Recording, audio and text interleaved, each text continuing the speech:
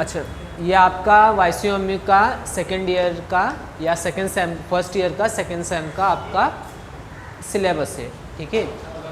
अभी इसमें ये इस पार्ट में जो हम लोग स्टडी करने वाले हैं, हमारा मेन पर्पस रहेगा कि डेटास का स्टडी करना, क्योंकि आप लोग को मेजॉरिटी टाइम्स आएगा।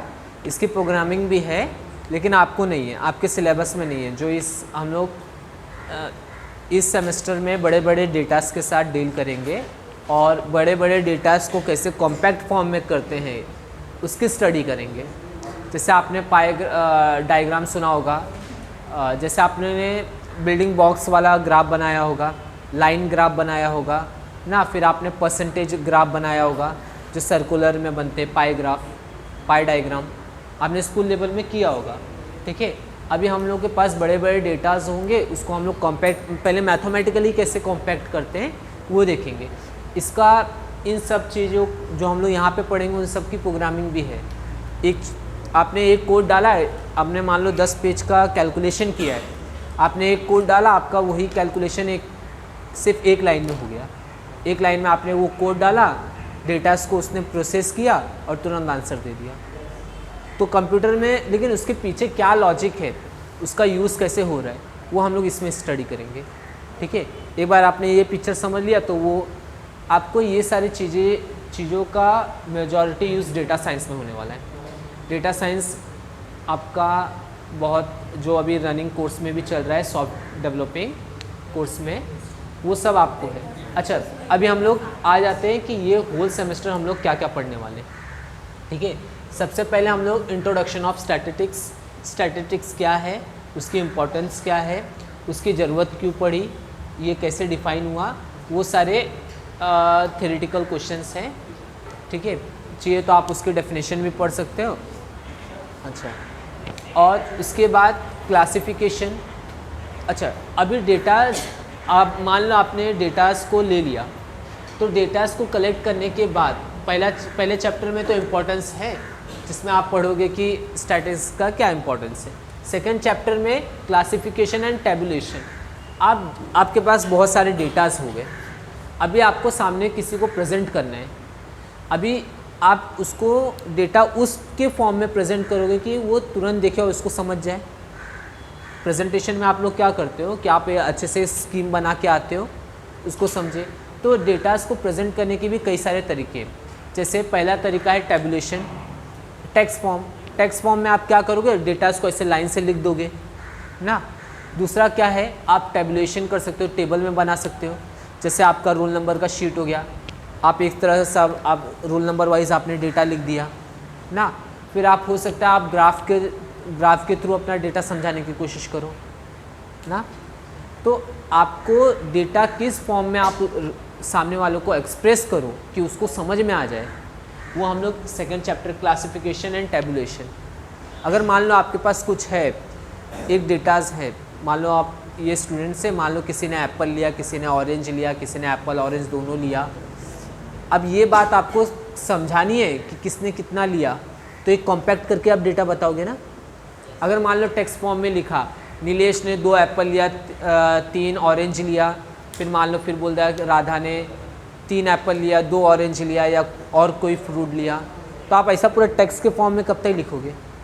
टेक्स्ट से इजी फॉर्म क्या है अपना, टेबुलर फॉर्म। आप टेबल में बता दोगे कि ऑरेंज लेने वाले कितने हैं, एप्पल लेने वाले कितने हैं और अदर वैरायटी लेने वाले कितने हैं, समझ रहे हो। अब टेबल से भी अच्छा, अब देखो टेबल को भी देखने में थोड़ा टाइम लगेगा समझने में। अगर मान लो आपने ग्राफ लिया, तो ग्राफ के थ्रू अगर इसको समझा रहे हो तो इसमें समझ में आ जाएगा हाँ हाँ कौन कौन क्या क्या ले रहे हैं ना। तो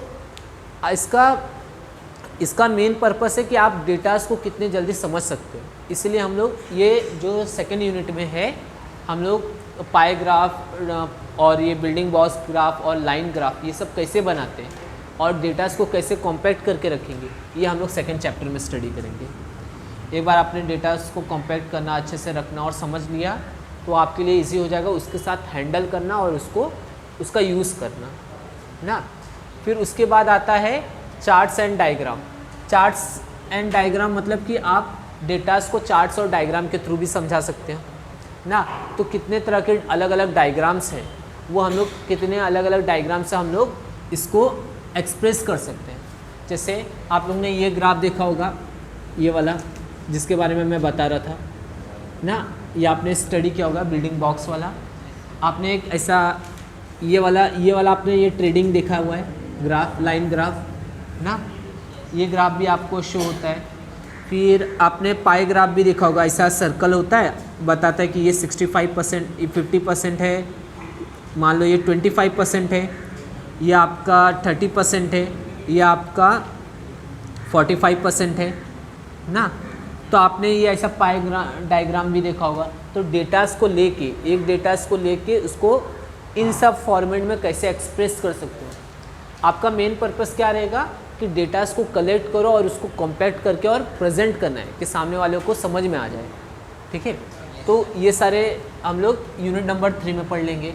फिर मेज़र ऑफ सेंटर टेंडेंसी, उसमें हम लोग क्या पढ़ेंगे, सेंटर टेंडेंसी में अगर मान लो मैंने आपका एवरेज एज पूछ लिया, यूनिट नंबर 4 में हम लोग मेज़र ऑफ सेंटर टेंडेंसी में हम लोग सेंटर टेंडेंसी में, अच्छा अगर मैंने आपसे एक क्वेश्चन पूछ लिया कि आपका एवरेज एज क्या है, तो सिंपल है कि आप क्या करोगे एवरेज एज निकालने के लिए, सबका एज जोड़ोगे। एवरेज क्या होता है आपको मालूम है ना, ना इतना तो होगा। अगर मैंने सबका एवरेज एज निकालने के लिए बोल दिया तो आप सबको ऐड करोगे। मान लो किसी का है, कोई अपना एज बताओ रैंडमली, 18, अच्छा एक मान लो 18, पहले वाले का मान लो 18 है, देखो 18, सेकेंड वाले का 18, मान लो दूसरे वाले का 18.5 है। मान लो कि 18 साल 6 महीने का है, 5 महीना नहीं, ये मंथ नहीं है। अगर मैं ऐसा लिखता है 18 ईयर एंड 5 मंथ तो, लेकिन मैं 18.5 लिख रहा हूँ, समझ रहे हो, मतलब तू 18.5 साल का है, तो मतलब 18 साल 6 महीने का है। बात समझ में आ रही है। तो देखो फिर डिवाइड बाय में यहाँ पे 3% है ना, डिवाइड बाय 3 करूँगा तो मुझे आपका एवरेज एज मिलेगा। अप्रॉक्सीमेटली ये एक्सपेक्टेड किया जाता है कि अगर आप FY में है तो आपका एज 18 ईयर तो होगा ही होगा, ठीक है। अगर आप सेकेंड ईयर में हैं तो आपका एक्सपेक्टेड एज क्या है, 19 साल होगा। तो देखो एक्सेप्शन हो सकता है, जैसे मैंने आप सब 250 लोग हो, 250 लोगों का मैंने क्या किया, एवरेज एज निकाला। एवरेज एज निकालने के बाद तो मुझे 18 के अप्रॉक्स ही आंसर आएगा, 18.2, 18.3 उसी के अप्रॉक्स आएगा। हो सकता है 1-2 स्टूडेंट उन्होंने लेट एडमिशन लिया हो तो उनका 20 साल हो, तो उसका भी एज पे फ़र्क पड़ता है। तो ये चीज़ हम लोग यहाँ पे पढ़ेंगे। मान लो बहुत सारे हम लोगों ने डेटा ले लिए तो उनका एवरेज, जैसे हमारा एवरेज मंथली इनकम कितना है